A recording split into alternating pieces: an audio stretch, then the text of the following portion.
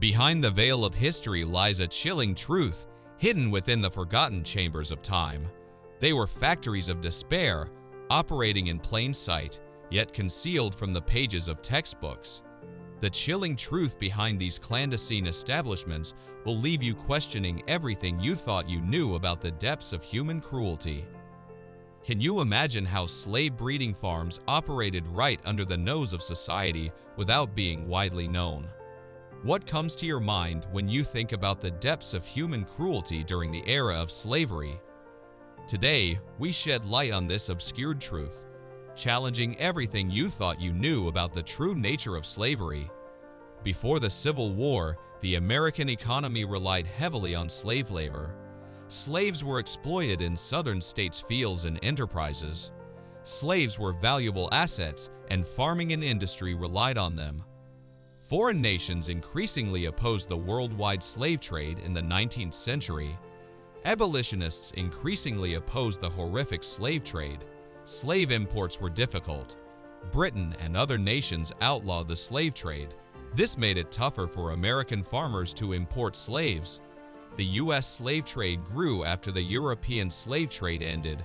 Slave owners began buying and selling slaves within their nations, notably in the Upper South and Deep South.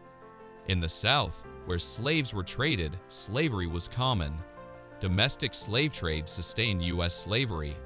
Cotton production drove U.S. slavery. Eli Whitney's cotton gin towards the end of the 18th century revolutionized cotton processing and made it a profitable enterprise. Cotton was the South's principal export, and demand for it rose worldwide. This enhanced Southern slavery by emphasizing slave labor for cotton production. King Cotton referred to slave states' economic dominance over abolitionist states in the North. Breeding farms dehumanized pre-Civil War slaves. They were treated like objects and denied their fundamental rights. Slavery made them commodities.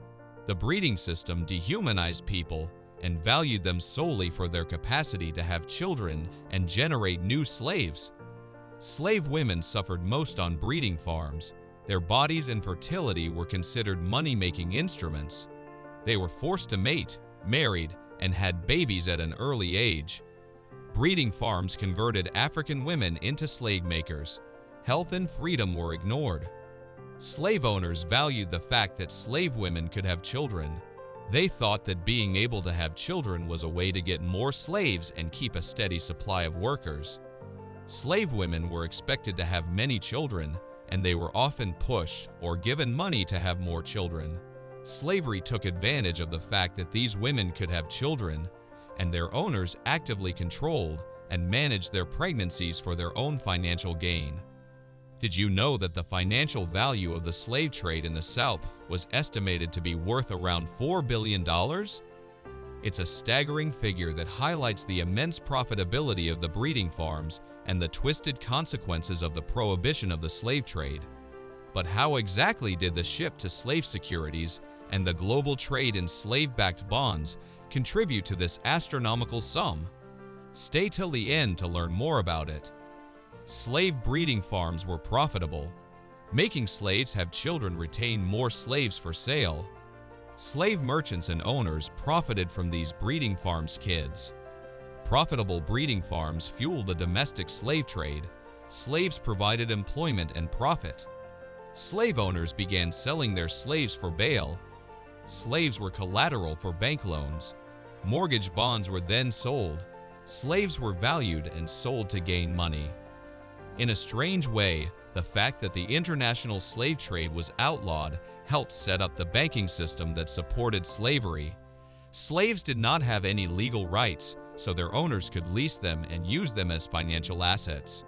The ban on the slave trade led to a strange situation in which the trade itself was stopped, but the banking systems that had been built around slavery did very well.